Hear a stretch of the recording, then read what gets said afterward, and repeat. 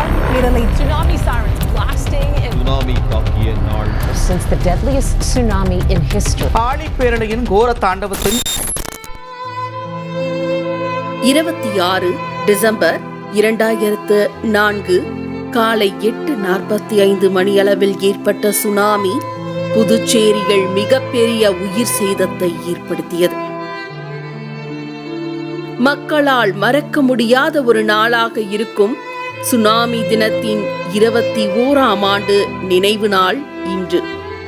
Tsunami பேரலைகளில் சிக்கி உயிர் நீத்த 600க்கும் மேற்பட்டவர்களின் நினைவு தினத்தை அனுசரிக்கும் விதமாக காங்கிரஸ் கட்சியினர் மனமுருகி அஞ்சலி செலுத்தியுள்ளனர். புதுவை காங்கிரஸ் தலைவர் வி. வைத்தியலிங்கம், முன்னாள் முதல்வர் வி. நாராயணசாமி, ஏராளமான காங்கிரஸ் கட்சி நிர்வாகிகள் மற்றும் பொதுமக்கள் அஞ்சலி செலுத்தியுள்ளனர்.